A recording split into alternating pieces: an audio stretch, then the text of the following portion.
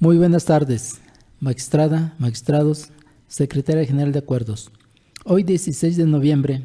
siendo las 13 horas, damos inicio a la sesión ordinaria número 43 del Pleno del Tribunal de Justicia Administrativa del Estado de Guanajuato. Acto seguido, procedo a pasar lista de asistencia. El de la voz, magistrado Oliverio García Monzón, titular de la segunda sala de este tribunal, presente. Magistrado Gerardo Arroyo Figueroa, titular de la primera sala de este tribunal. Gracias, magistrado presidente. Asisto a esta sesión y aprovecho la oportunidad para saludar a la magistrada, magistrados presentes, secretaria general de acuerdos. Buen día a todos. Gracias. Magistrada Antonia Guillermina Baldovino Guzmán, titular de la tercera sala de este tribunal. Buenas tardes, compañeros magistrados, señora secretaria general. La de la voz, titular de la tercera sala, presente. Gracias. Magistrado José Cuauhtémoc Chávez Muñoz, titular de la cuarta sala de este tribunal. Muchas gracias, magistrado presidente. Buenas tardes, magistrada, magistrado, secretaria general, magistrado propietario de la cuarta sala, presente. Gracias. Magistrado Arturo Lara Martínez, titular de la sala especializada de este tribunal. Buenas tardes, magistrada, magistrado, secretaria general, presente. Gracias, magistrada, magistrados. Manifiesto que los presentes expresarán su decisión levantando su mano derecha. Acto continuo, solicito a la licenciada Mariana Martínez Piña, secretaria general de acuerdos de este tribunal, verifique la existencia del quórum legal. Buenos días, magistrada, magistrados. Procedo, magistrado presidente. Una vez verificada la asistencia de los magistrados integrantes de este órgano jurisdiccional, doy fe de que con su presencia integran quórum suficiente para sesionar válidamente de conformidad con los artículos 8 y 9 del Reglamento Interior del Tribunal de Justicia Administrativa del Estado de Guanajuato. Gracias, señora secretaria general de acuerdos. Verificado el quórum legal, se declara abierta la sesión y le solicito de cuenta del orden del día con los asuntos listados para ponencia. Procedo, magistrado presidente. Informo que el orden del día para esta sesión fue notificado a los integrantes de este pleno y se conforma por la lista de asistencia, la declaratoria de quórum legal, 6 ponencias cuyos índices de tocas, actores y autoridades demandadas están descritos en el mismo orden del día y, por último, asuntos generales. Gracias, señora secretaria general de acuerdos. Atendiendo al orden del día, pongo a su consideración el mismo y a su vez solicito la dispensa de la lectura del acta de la sesión ordinaria anterior al haberse remitido junto con la convocatoria, y en caso de no tener comentario alguno solicito que la misma se apruebe. Quienes estén a favor de la propuesta, sírvanse manifestarlo levantando su mano derecha. Gracias, magistrada, magistrados. La propuesta ha sido aprobada por unanimidad de votos de los presentes. Favor de tomar nota, señora secretaria. Para iniciar con el listado de las ponencias, se concede el uso de la voz al magistrado Gerardo Arroyo Figueroa, titular de la primera sala de este tribunal, para el desarrollo del TOCA 518 diagonal 22 PL, listado como tercer punto del orden del día. Por favor, adelante, magistrado. Gracias, magistrado presidente.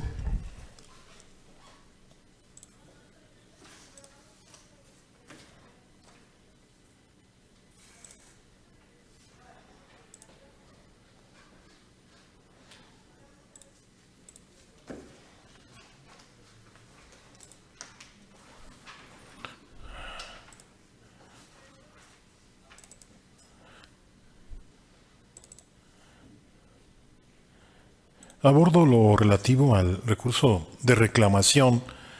radicado bajo el TOCA 518 diagonal 22, interpuesto en su oportunidad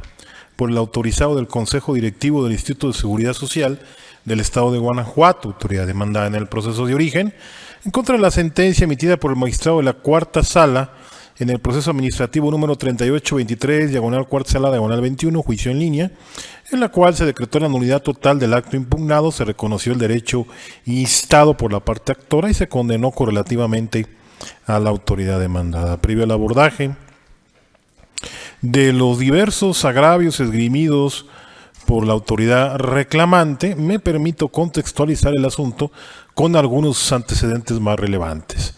una ciudadana presentó demanda de nulidad mediante la cual controvirtió la legalidad de la resolución recaída al recurso de revisión RR1/2001 de fecha 7 de julio de 2021,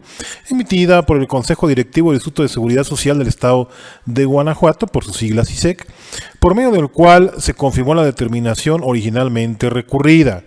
Asunto que fue turnado al magistrado de la cuarta sala de este tribunal y que, una vez sustanciado el trámite correspondiente, el 3 de junio del año 2022 emitió sentencia en la cual se decretó la nulidad de la resolución controvertida para el efecto de que la autoridad demandada, Instituto de Seguridad Social del Estado de Guanajuato, dejara insubsistente la misma y emitiera otra, en donde de manera fundada y motivada reconociera al derechohabiente que las cuotas que reintegró por cierto monto se le consideren como el monto acumulado de cuotas ante ese instituto. Ante este panorama, la autoridad demandada en el proceso de origen presenta recurso de reclamación que hoy nos corresponde su análisis y resolución. El estudio de los 3 agravios formulados por la reclamante se realizará por esta ponencia en el orden en que los mismos fueron insertos dentro del pliego recursivo. Así, a consideración de esta sala ponente, el primer agravio formulado por la recurrente resulta infundado y por tanto ineficaz para revocar o modificar la sentencia recurrida, como me permito explicar a continuación. En la sentencia recurrida y concretamente en su considerando cuarto, la sala determinó que la autoridad demandada perdió de vista que, si bien el monto correspondiente a una cantidad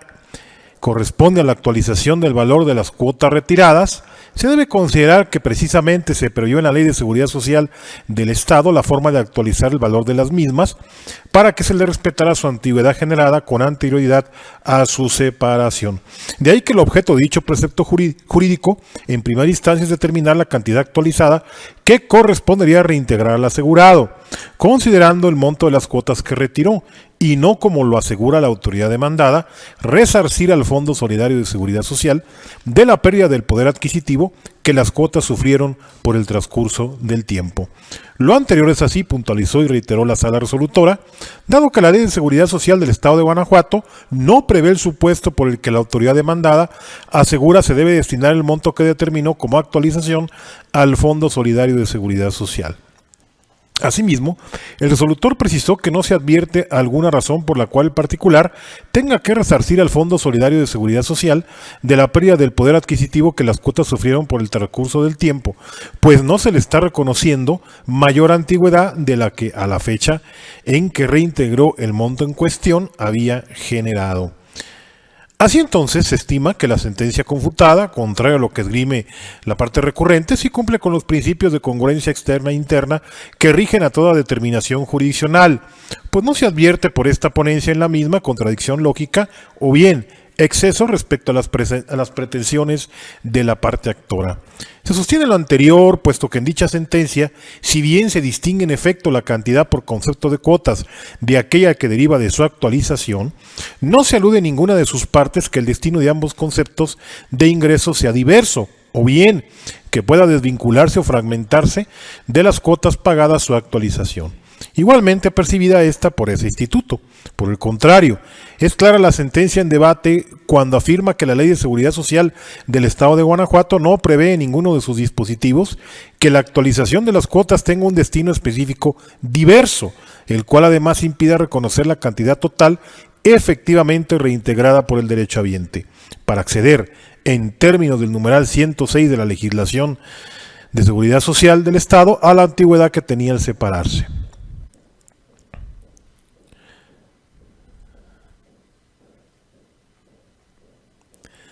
Dicha distinción de conceptos y cálculos no presupone ni posibilita normativamente que la cantidad reintegrada por el derechohabiente en términos de lo dispuesto por el artículo 106 de la ley multicitada deba ser fraccionada, o bien que esa autoridad solo reconozca las cuotas reintegradas no actualizadas, más aún cuando ello no se regula expresamente en la ley. estando siempre compelida esa autoridad al principio de legalidad consignado, entre otros, por el artículo 2 de la Constitución Política del Estado Libre y Soberano de Guanajuato, de donde se colige que no es dable aplicar un supuesto que el ordenamiento legal no contempla. No se soslaya además que en la especie nos encontramos ante una regulación que trasciende al derecho humano a la seguridad social, por lo que de acuerdo con los artículos 1 y 133 de la Constitución Política de los Estados Unidos mexicanos, todas las autoridades, como lo es ese Instituto de Seguridad Social,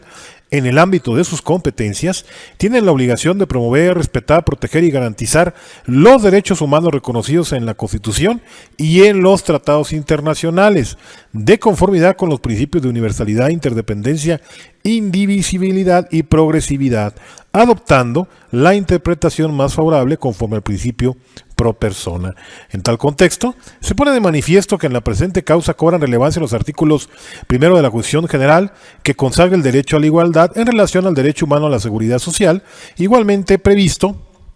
en el artículo 123, apartado B, fracción 11ª, inciso A de la Constitución Federal, y el Pacto Internacional de Derechos Económicos, Sociales y Culturales en su ordinal 9, normas fundamentales cuyo respeto irrestricto debe garantizarse en favor del actor, evitándose además en la aplicación de la norma asimetrías o desigualdades, máxime cuando estas generen perjuicios o daños a bienes o derechos tutelados por un derecho humano, como en la especie lo es el de seguridad social en todos sus componentes. Es así que en la especie, la aplicación normativa que propone la recurrente fuera del texto expreso de la ley trastoca precisamente esos derechos humanos de igualdad y seguridad social en detrimento del gobernado. El primero, puesto que de interpretarse que la norma solo reconoce las cuotas reintegradas por el derecho habiente sin su actualización, presupone entonces que dicha actualización solo opera a favor del instituto, esto es, que la depreciación natural del dinero no impacta por igual al actor,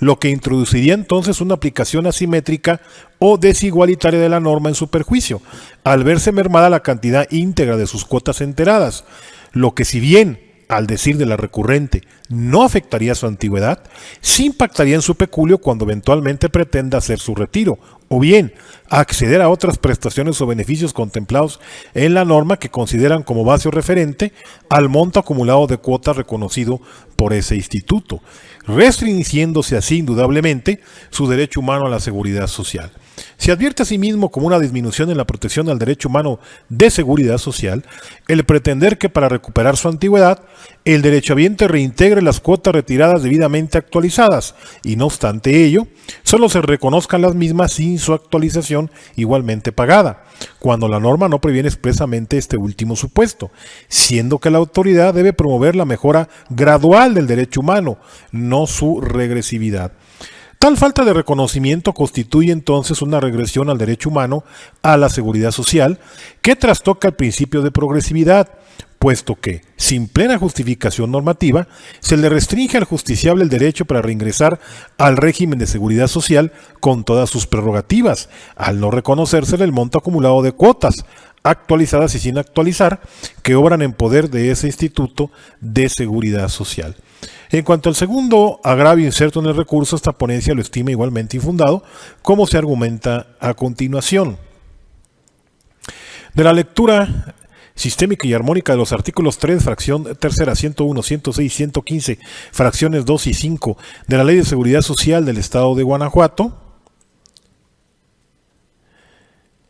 se advierte que ninguno alude a que la actualización de cuotas reintegradas tenga como destino resarcir al Fondo Solidario de Seguridad Social de la pérdida del poder adquisitivo, menos aún que dichas actualizaciones tengan la naturaleza jurídico de reservas líquidas, o bien que solo deba reconocerse al derechohabiente el reintegro de las cuotas retiradas sin actualizar. Sin perjuicio de lo anterior, es dable deducir que conforme a la fracción tercera del artículo 3 del ordenamiento en comento, se definen las cuotas como enteros a cargo del asegurado. Sin embargo, la propia norma agrega que ello será conforme a lo dispuesto en la ley. Esto es, no se excluye en dicha hipótesis normativa que tales cuotas puedan actualizarse, es decir, traer su valor monetario al presente. Es así que el ordinal 106 de la ley en cita condiciona el reconocimiento de antigüedad al asegurado que, habiendo reingresado al régimen de seguridad social, reintegre precisamente el valor de las cuotas retiradas actualizadas, sin que tal numeral prevenga que solo se reconocerán las cuotas reintegradas sin actualizar, o que este último concepto tenga como fin un resarcimiento a cargo del asegurado por algún detrimento generado. Por su parte, el artículo 101 de la Ley de Marras regula lo relativo a la constitución de las reservas líquidas del Instituto, así como la integración de sus reservas líquidas. Empero, no se contempla en tal dispositivo que dichas reservas se integren con la actualización de las cuotas reintegradas. Por el contrario, alude a un saldo favorable o positivo en el balance entre ingresos y egresos de ese instituto, sin que distinga la composición de estos últimos conceptos, de donde es dable colegir que se refiere a todos los ingresos percibidos en un periodo determinado. Incluso lo más importante en este numeral es que no se regula ni se restringe por el mismo el reconocimiento al monto acumulado de cuotas actualizadas o sin actualizar. Finalmente, el ordenal 115 de la legislación pluricitada, en sus diversas fracciones, previene la constitución del patrimonio del Instituto de Seguridad Social del Estado, entre los que desde luego destaca las cuotas y aportaciones, así como otros ingresos que se establezcan. Si bien es cierto que en dicho numeral no se alude expresamente a las cuotas actualizadas reintegradas o bien de forma particular a su actualización, es claro que tales ingresos conforman ese patrimonio, sea en su connotación de cuotas o incluso como ingresos, como otros ingresos, como lo propone la recurrente. Sin embargo, no se advierte que esa clasificación le asigne un destino específico al recurso percibido, que no sea el genérico de financiar el régimen de seguridad social, ni tampoco se colige que dicha clasificación imposibilite reconocer al actor las cuotas reintegradas actualizadas pagadas, bajo el cálculo determinado por el propio instituto. Esto es, la clasificación del ingreso no asume restringir o fraccionar las cuotas y su actualización, enteradas ambas por el asegurado, en acatamiento de la norma que así lo previene.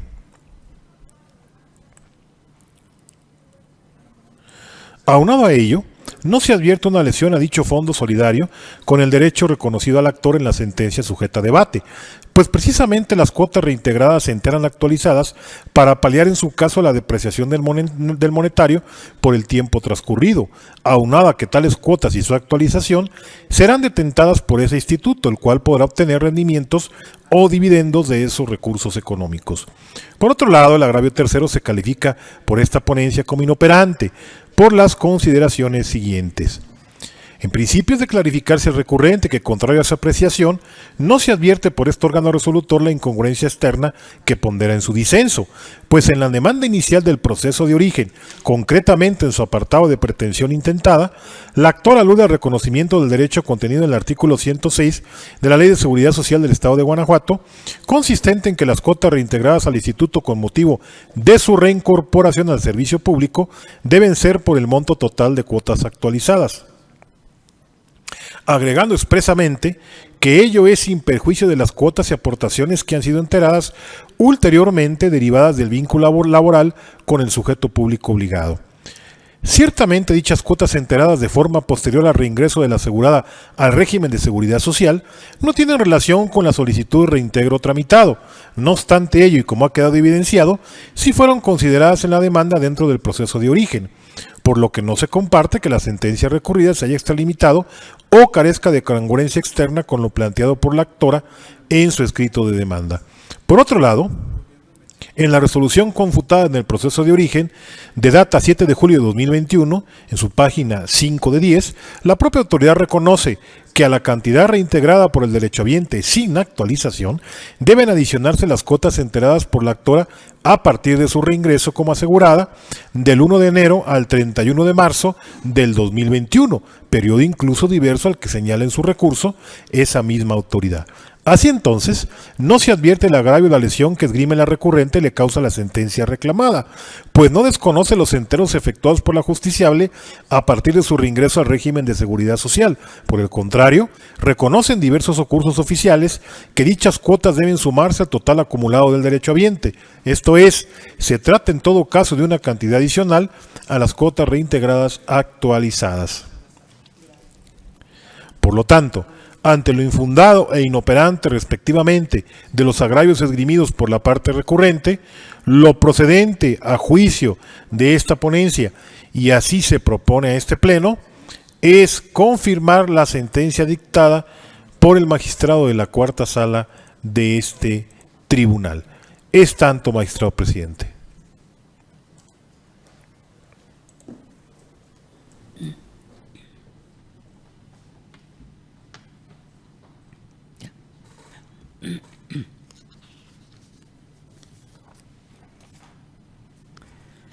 Gracias, magistrado Gerardo Arroyo Figueroa.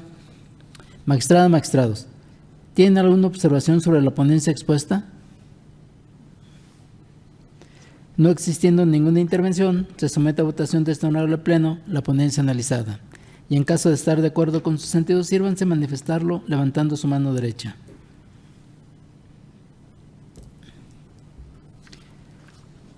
Gracias. La ponencia del TOCA 518 diagonal 22 PL fue aprobada por unanimidad de votos de la magistrada y los magistrados presentes en esta sesión. Por favor, sírvase a tomar nota, señora secretaria. Acto continuo. Someto a consideración de este honorable pleno las ponencias a cargo de la segunda sala de este tribunal. Antes de continuar, pongo a consideración de este cuerpo edilicio la posibilidad de estudiar de manera conjunta los TOCAS 200, diagonal 22 PL y 201, diagonal 22 PL, listados como cuarto y quinto punto del orden del día. Magistrada, magistrados, ¿tienen alguna observación sobre la petición realizada? No existiendo ningún comentario, se somete a votación de este honorable pleno la referida solicitud y en caso de estar de acuerdo, sírvanse manifestarlo levantando su mano derecha.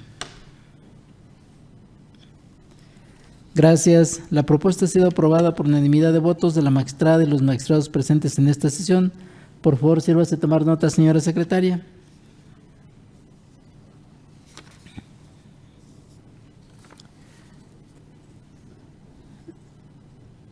De manera conjunta someto a consideración de este honorable pleno las ponencias relativas a los recursos de reclamación TOCAS 200 diagonal 22 PL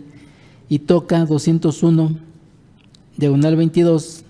PL listados como cuarto y quinto puntos del orden del día, interpuestos por los actores en la instancia de origen en contra de los acuerdos de 12 de noviembre de 2021 pronunciados respectivamente en los procesos administrativos 4689 diagonal tercera sala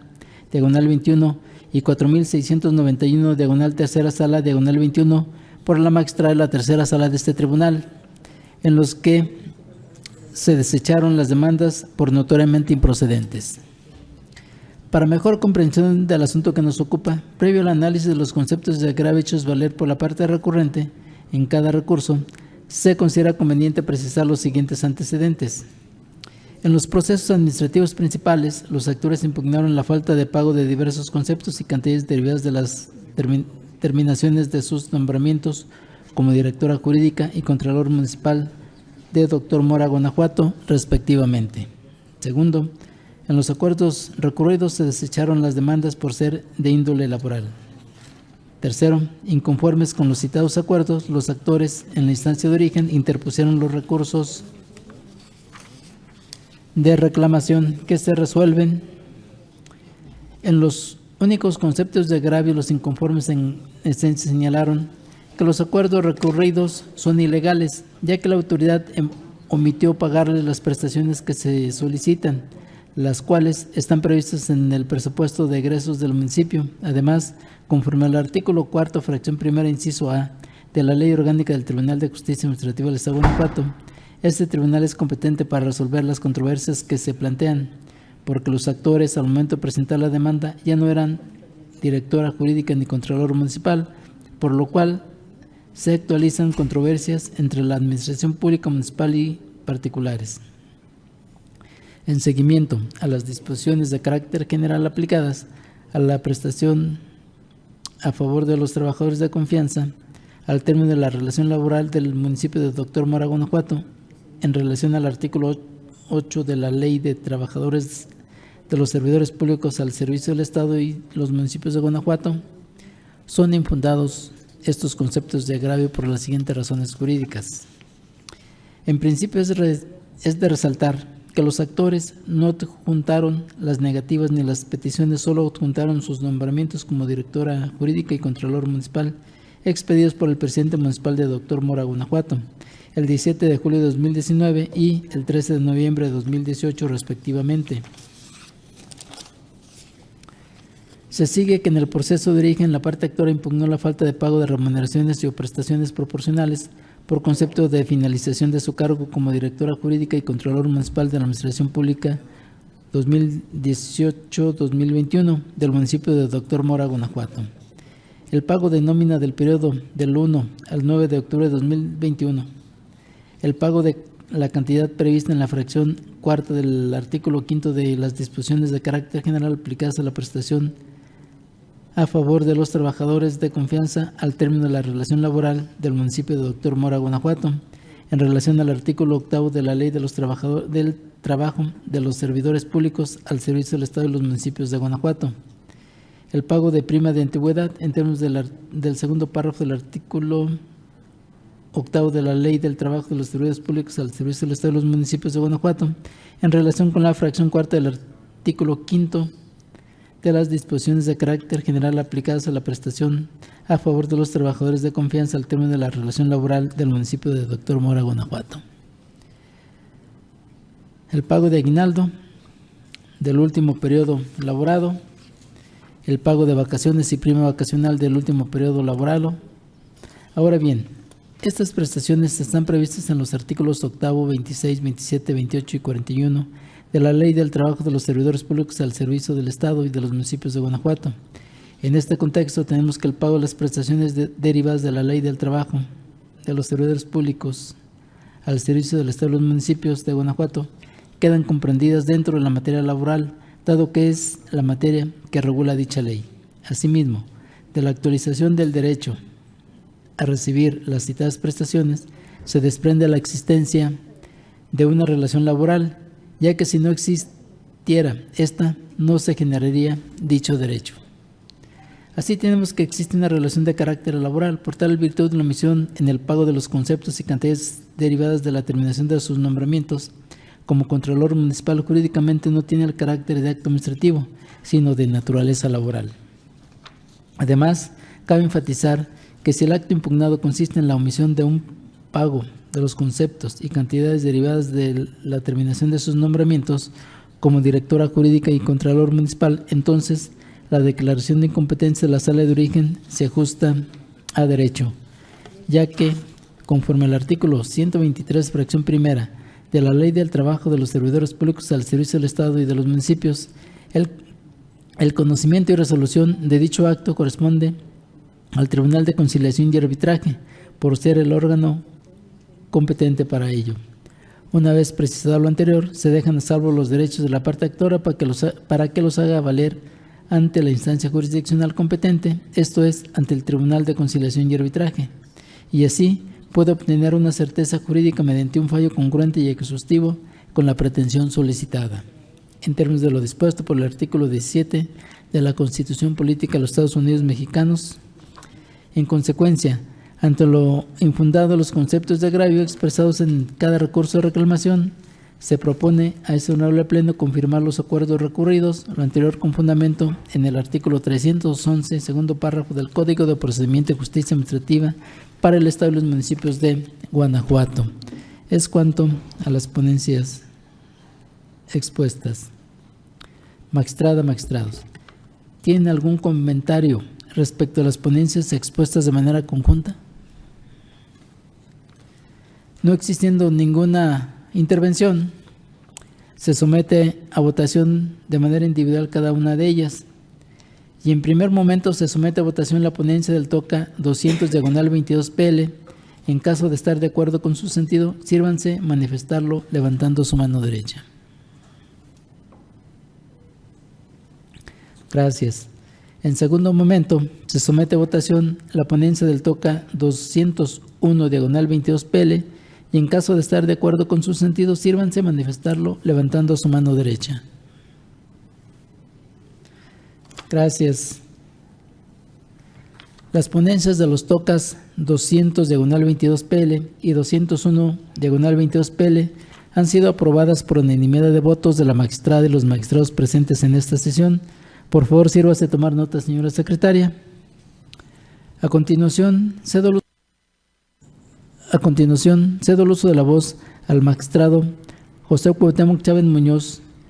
titular de la cuarta sala de este tribunal, para el desarrollo del TOCA 671/22 PL, listado como sexto punto del orden del día. Por favor, adelante, magistrado. Muchas gracias, magistrado presidente. Buenas tardes de nueva cuenta, magistrada, magistrado, secretaria general. Inicio con la ponencia correspondiente a la cuarta sala, refiriéndome al TOCA 671/22,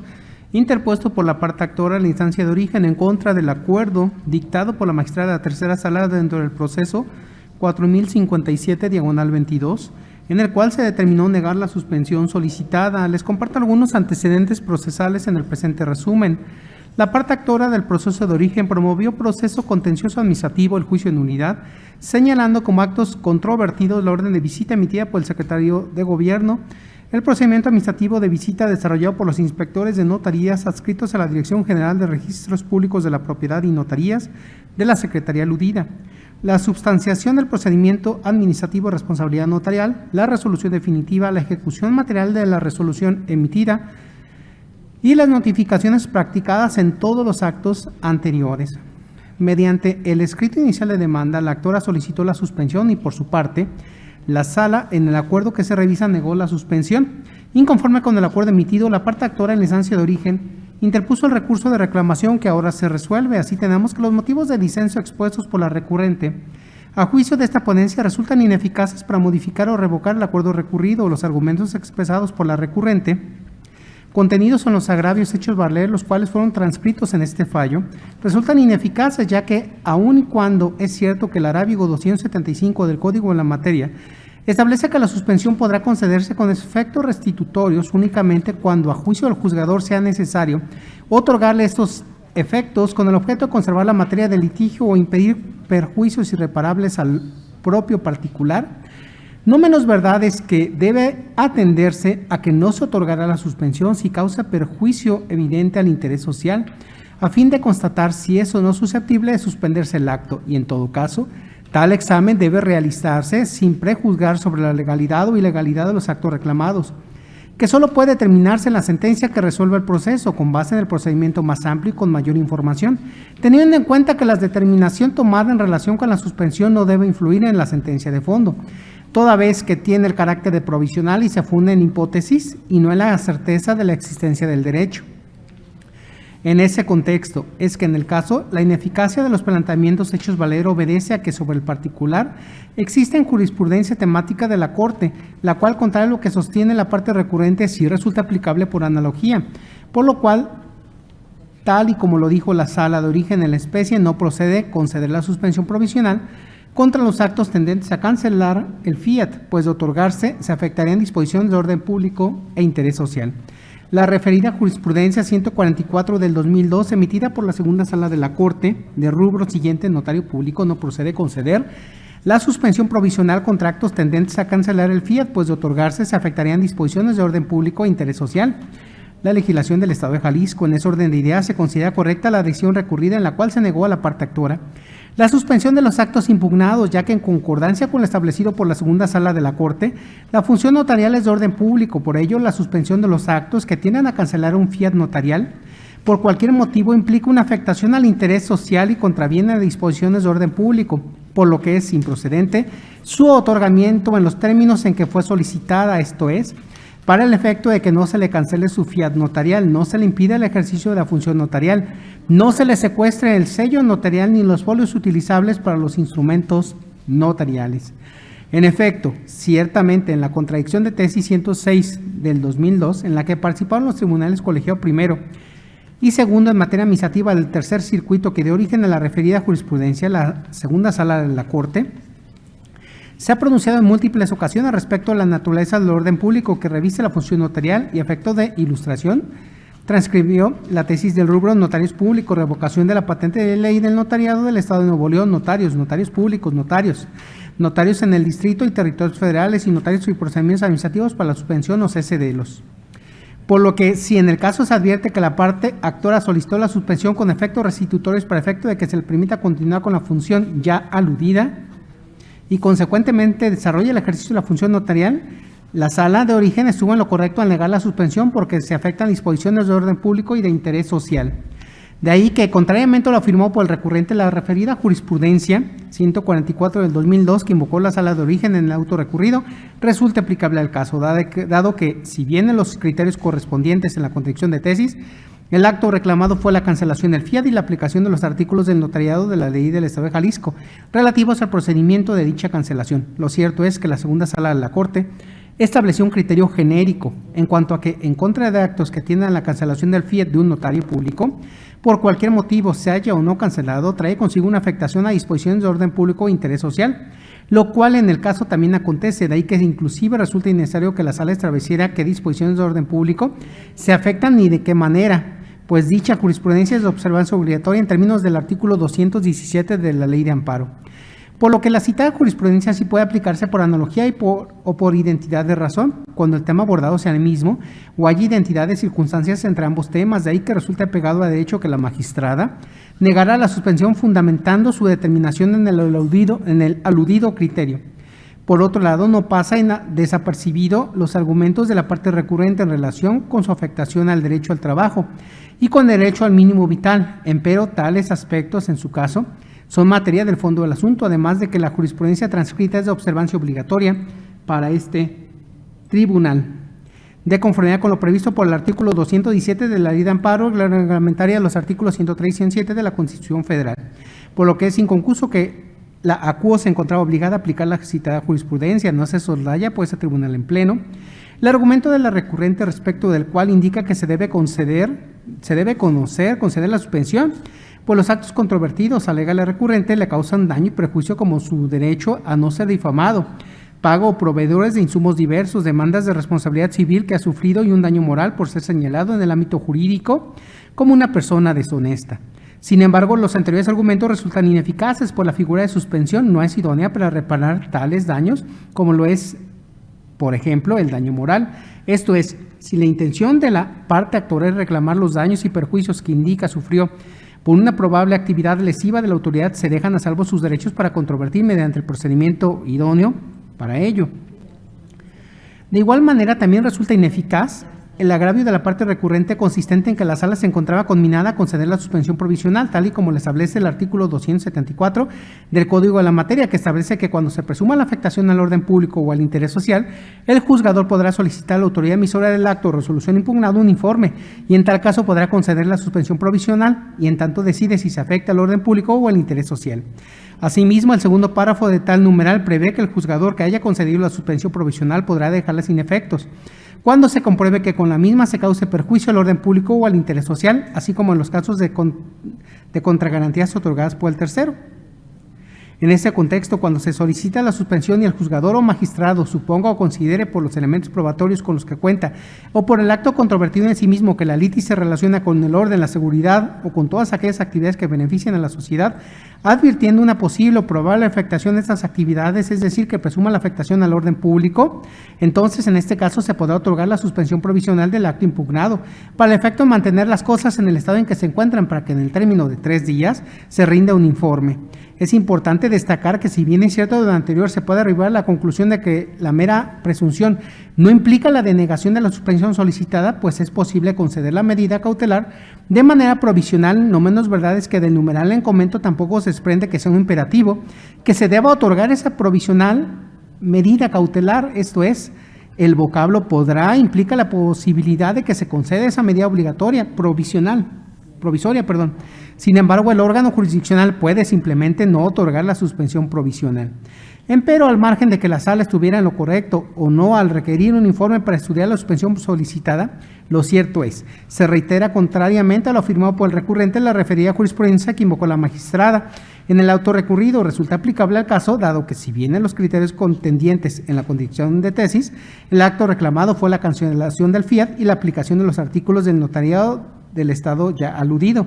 relativos al procedimiento de dicha cancelación. Lo cierto es que la segunda sala de la Corte estableció un criterio genérico en cuanto a que, en contra de actos que atiendan a la cancelación del fiat de un notario por cualquier motivo, trae consigo una afectación a disposiciones de orden público y de interés social. Finalmente, se hace necesario destacar que no pasa inadvertido el argumento de la parte recurrente en relación con que la decisión de la magistrada no respetaban sus derechos humanos como adulto mayor. Sin embargo, aunque es innegable el hecho de que en su gran mayoría los adultos mayores enfrentan problemas económicos, de trabajo, de seguridad social y de maltrato, y que ello los coloca en una desventaja respecto del resto de la población,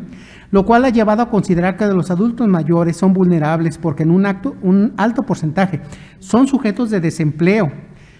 o de condiciones de trabajo precarias y sufren muy frecuentemente carencias económicas y de seguridad social, lo que les convierte en personas dependientes y víctimas de un comportamiento adverso social hacia ellos, y que debido a esa vulnerabilidad merecen una especial protección, lo cual incluso se ve robustecido por el hecho de que los instrumentos internacionales y los regímenes jurídicos modernos han venido marcando una clara línea de protección especial a los adultos mayores,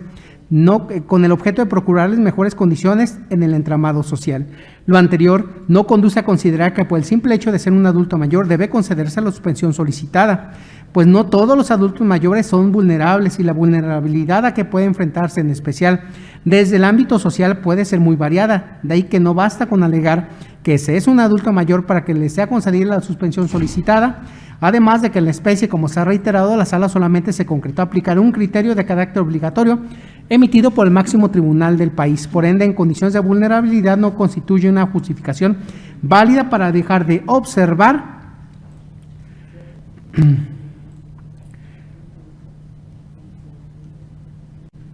lo preceptuado por el máximo tribunal del país. En ese sentido es que los motivos de disenso que se analizan resultan ineficaces. Concluyo. Por las consideraciones señaladas con antelación, se estima que lo procedente es confirmar el acuerdo emitido por la tercera sala. Es cuanto, magistrado presidente.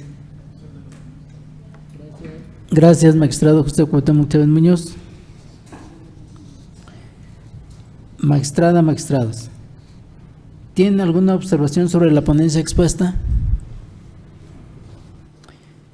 No existiendo ningún comentario o observación, se somete a votación de este honorable pleno la ponencia analizada, y en caso de estar de acuerdo con su sentido, sírvanse a manifestarlo levantando su mano derecha.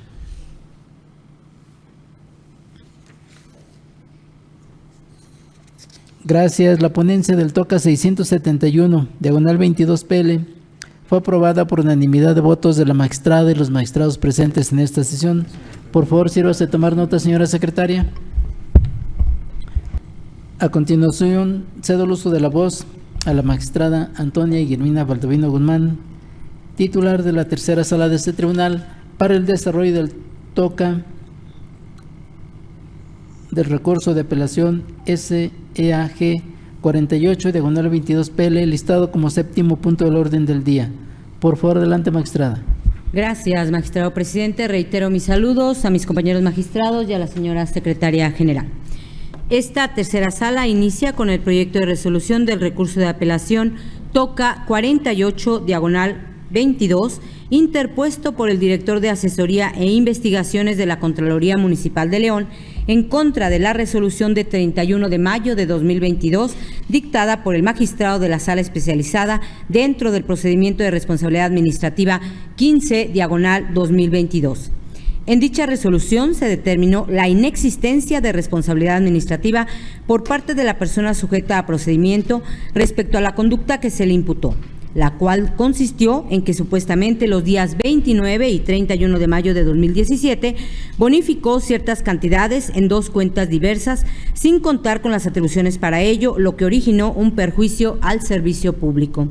Ahora bien, en su expresión de agravios, la autoridad inconforme alega que la sala no valoró adecuadamente las pruebas que ofreció, consistentes en las copias certificadas de la resolución emitida dentro del procedimiento de auditoría practicada al sistema de agua potable y alcantarillado de León, así como de los reportes de movimientos, uno de 29 de mayo de 2017 y el otro de 31 de mayo de 2017. La autoridad asevera que de la resolución que recayó al procedimiento de auditoría se desprende, por un lado, que existieron movimientos comprobados a través de cierto archivo, en el cual se aprecia el nombre de los usuarios que autorizaron las disminuciones y por otro que no existía disposición normativa que confiriera al Departamento de Atención a Clientes atribuciones para autorizar y aplicar disminuciones a las cuentas de los clientes, pues de acuerdo con el reglamento del Sistema de Agua Potable y Alcantarillado de León, ello correspondía al personal adscrito a la unidad administrativa. También señala la autoridad que de los reportes de movimiento se desprende que la persona sujeta a procedimiento realizó movimientos en 2 cuentas diversas, en ambos casos por los conceptos bonificación y documentación a razón de diversos montos. Además, la autoridad expone que la sala no explicó por qué considera como registro aislado los reportes de movimientos y tampoco por qué resulta ineficaz para acreditar la comisión de la falta administrativa aludida. Las apuntadas disertaciones son inoperantes a excepción de la última que es infundada.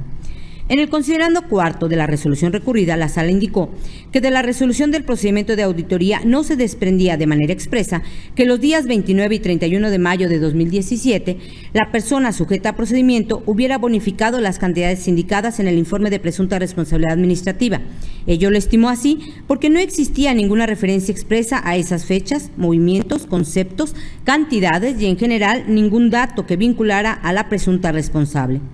Por otro lado, la sala puntualizó que si bien los datos que se aprecian en los reportes de movimientos coinciden con la imputación a la persona sujeta a procedimiento, tales medios de prueba no son suficientes por sí mismos para acreditar que efectivamente hubiere descontado o bonificado los diversos montos a las cuentas en cuestión, habida cuenta que solo se aprecia una serie de registros aislados de supuestos movimientos en un sistema electrónico.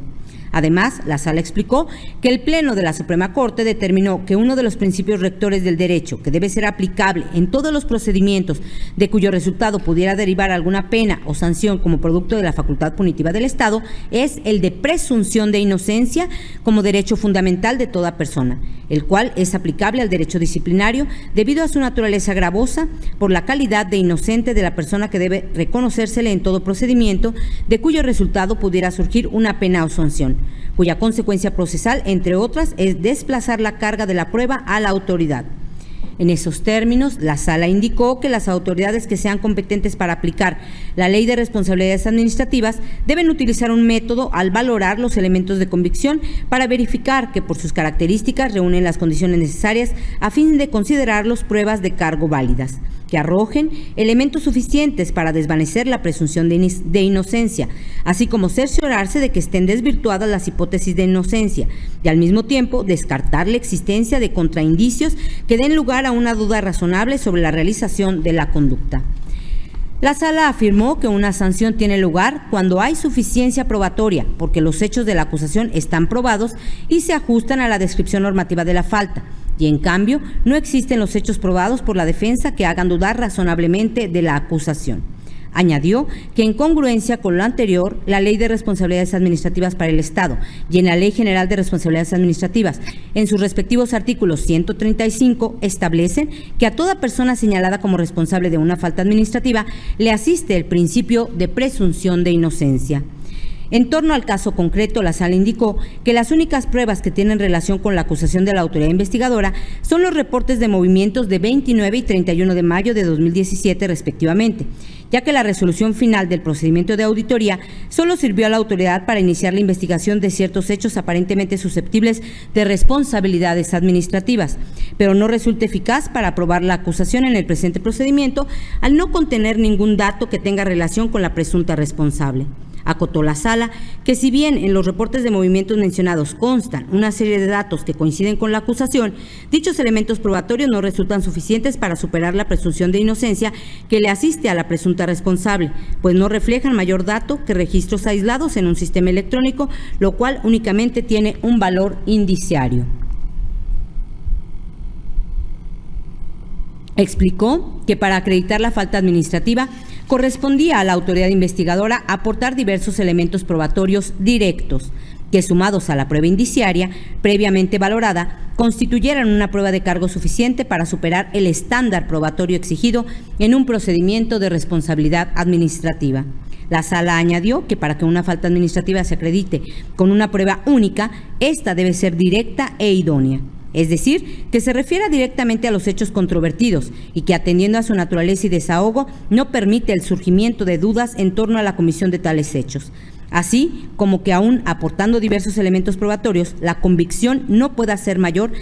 que la que generó esta. Características que no se pueden atribuir a las impresiones del sistema electrónico del sistema de agua potable y alcantarillado del municipio de León. De esta manera, la sala concluyó que existía una insuficiencia probatoria para acreditar que la presunta responsable incurrió en la falta administrativa de la que fue acusada. Es decir, el caudal probatorio aportado por la autoridad no resulta suficiente para acreditar los hechos controvertidos, por lo cual lo procedente es absolverla de la acusación, determinando la inexistencia de la responsabilidad administrativa. Sin embargo, en su expresión de agravio, la autoridad se limitó a realizar aseveraciones genéricas en torno al alcance probatorio que desde su perspectiva tienen la resolución emitida dentro del procedimiento de auditoría y los reportes de movimientos que ofreció en copia certificada, sin controvertir las consideraciones con base en las cuales la sala desestimó tales pruebas. De ahí la inoperancia de tales agravios. En cambio, es infundada la aseveración relativa a que la sala no explicó por qué consideró como registro aislado los reportes de movimiento ni por qué resultaban ineficaces para acreditar la comisión de la falta administrativa aludida, ya que las consideraciones de la resolución expuestas con anterioridad ponen de manifiesto que sí se razonó sobre los temas que refiere la autoridad. Finalmente, la autoridad recurrente sostiene que la sala no tomó en consideración que la persona sujeta a procedimiento reconoció ante la autoridad sustanciadora que realizó los movimientos imputados y que no objetó las copias certificadas de la resolución emitida dentro del procedimiento de auditoría y de los reportes de movimientos. Tal planteamiento es infundado. En el escrito presentado el 9 de febrero de 2022, mediante el cual la persona sujeta a procedimiento rindió su declaración inicial ante la autoridad sustanciadora, ciertamente reconoció haber realizado los movimientos a las cuentas. Sin embargo, es importante tener presente el contexto en el cual realizó tal manifestación, ya que de ahí se desprende que la persona sujeta a procedimiento puntualizó que las bonificaciones que realizó fueron convenios de pago a través de los cuales se parcializaron los adeudos en mensualidades posteriores cargadas a los recibos correspondientes, que las personas usuarias firmaron pagarés a través de los cuales se comprometieron a pagar los respectivos adeudos con intereses, los cuales ya fueron pagados y se encuentran registrados en los estados de cuenta, y que por tanto no se realizó ningún descuento a las cuentas. Así pues, analizando en su integridad el contexto en el que la persona sujeta a procedimiento reconoció haber realizado los movimientos que se le atribuyeron, no era posible que la sala tomara esa manifestación en su perjuicio, como alega la autoridad oral recurrente, ya que también explicó que se trataba de convenios de pago y aseveró que los adeudos ya se habían cubierto. Por otro lado, no debe perderse de vista que correspondía a la autoridad investigadora desvirtuar la presunción de inocencia de la persona sujeta a procedimiento. De ahí que, con independencia de la veracidad de lo manifestado por esta persona y también de que no haya objetado las pruebas en cuestión, la autoridad debía acreditar que efectivamente realizó las bonificaciones o descuentos que se le atribuyeron, lo que no sucedió. Por tanto, como resultado de la ineficacia de los agravios vertidos por la autoridad recurrente, esta ponencia propone confirmar la resolución dictada por la sala especializada.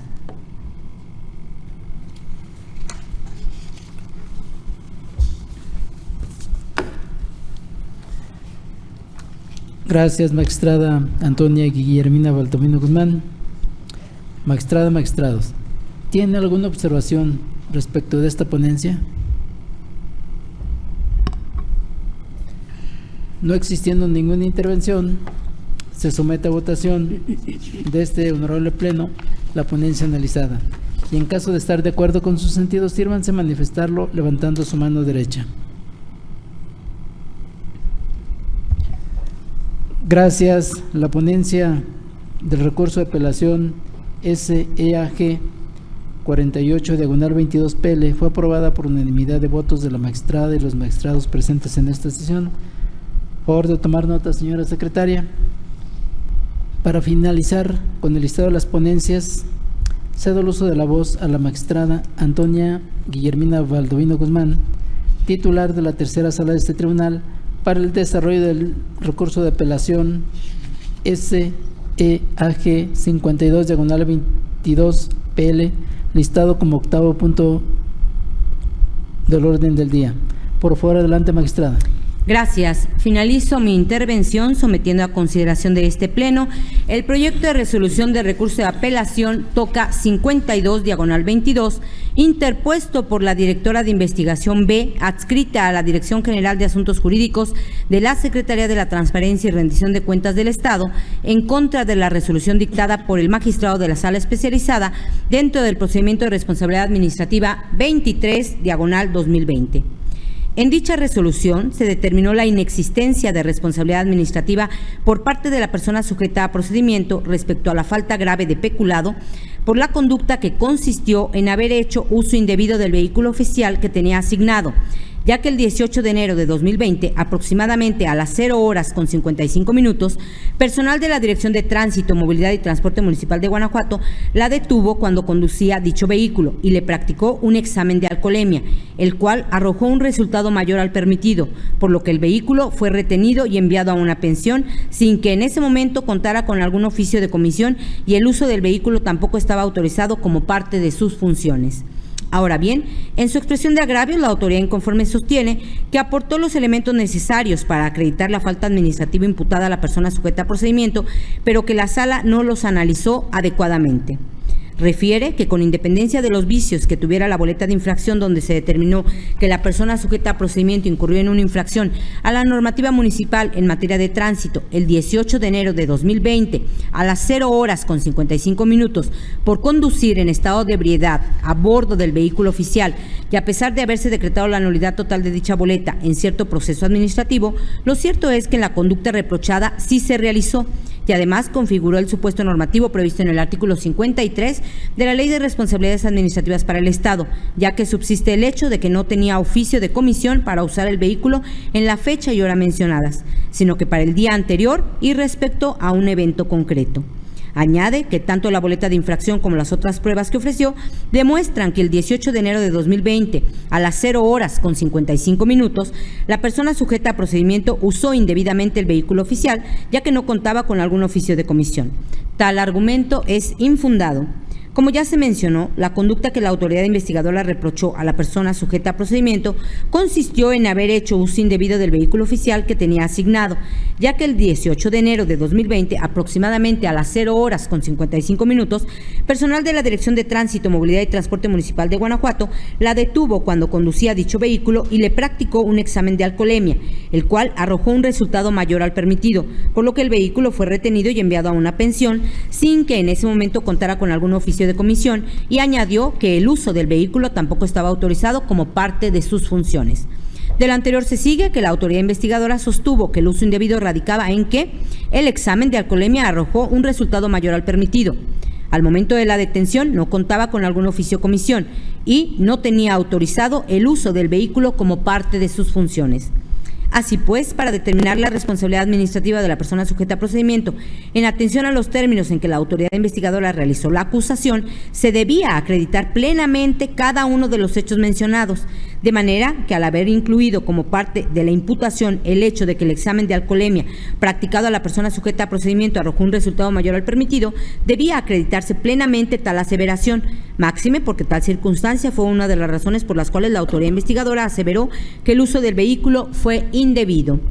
En ese tenor, como la autoridad investigadora aportó la boleta de infracción con el propósito de evidenciar no solo que la persona fue detenida, sino también que el examen de alcoholemia que se le practicó arrojó un resultado de 1.17 grados de alcohol, entonces, al haberse decretado la nulidad de dicha boleta dentro de un proceso administrativo, la citada imputación quedó sin sustento. Así que fue correcta la decisión de la sala en cuanto a la insuficiencia probatoria para demostrar la falta administrativa. Finalmente, la autoridad señala que el acta de hechos de 20 de enero de 2020 no vulneró en perjuicio de la persona sujeta a procedimiento su derecho a la no autoincriminación, puesto que fue redactada por la directora administrativa de la Secretaría de Turismo del Estado en ejercicio de sus atribuciones, a fin de que aquella esclareciera los hechos en los que estuvo implicada. Refiere que, en cambio, el derecho aludido obedece a la garantía que la persona sujeta a procedimiento no realice algún acto que pudiera afectar su defensa, pero no es una limitante para acceder a información y tampoco implica que la persona sujeta a procedimiento se niegue a colaborar.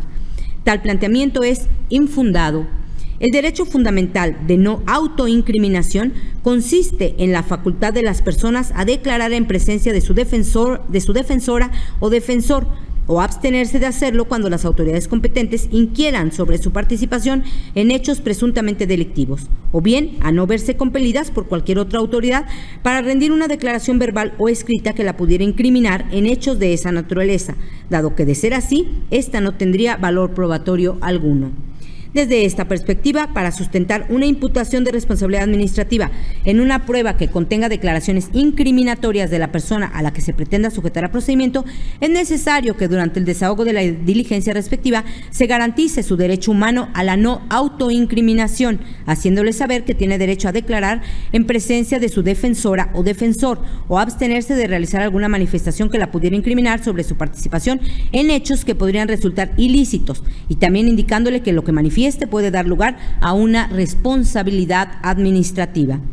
Así pues, cuando no se reúnen las condiciones mencionadas, la prueba en cuestión deberá excluirse del material probatorio que se aporte para sustentar la responsabilidad administrativa por tratarse de una prueba ilícita, como en el caso sucedió en relación con el acta de hechos de 20 de enero de 2020, pues en ella se recabó la declaración de la persona sujeta a procedimiento, pero no consta que se le haya hecho saber que tenía derecho a declarar en presencia de su defensora o defensor, o abstenerse de realizar alguna manifestación que la pudiera incriminar sobre su participación en hechos que podrían resultar ilícitos, y también indicándole que lo que manifieste puede dar lugar a una responsabilidad administrativa. De ahí que la decisión de la Sala en relación con no concederle valor probatorio se encuentra apegada a derecho.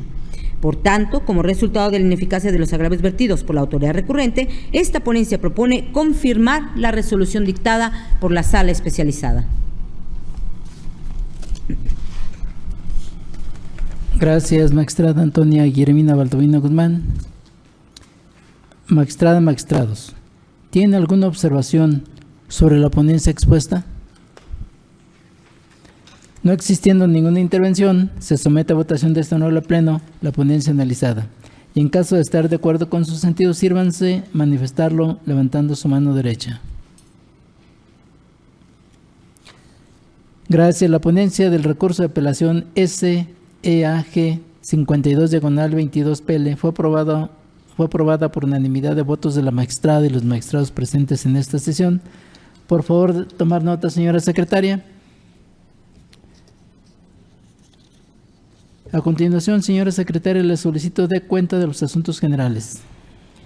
Gracias, magistrado presidente. Como primer y único asunto general, informo que fue promovida excitativa de justicia dentro de los autos que integran el proceso administrativo 1298 de 2020 por la parte actora. Derivado de lo anterior, la promoción fue debidamente acordada y se encuentra en vías de notificación a las partes, ello así en el sentido de solicitar a la sala correspondiente que rinda el informe sobre la materia de la misma, por lo cual dependerá de la información procesal que se indique para estar en posibilidad de determinar lo legalmente conducente en términos de los artículos 315 y 316 del Código de Procedimiento y Justicia Administrativa para el Estado y los municipios de Guanajuato. Gracias, señora secretaria general de acuerdos.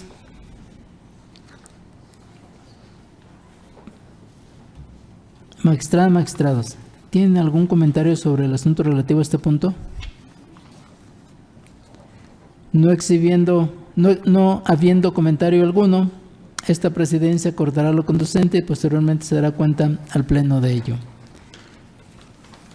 En este sentido, no habiendo más asuntos que tratar y acotados los puntos listados en el orden del día, declaro cerrada a la sesión ordinaria de pleno número 43 del Tribunal de Justicia Administrativa del Estado de Guanajuato del día de su fecha, siendo las 2:04 p.m. Gracias por su asistencia y participación, señora magistrada, señores magistrados y señora secretaria general de acuerdos. Que tengan todos ustedes un excelente día.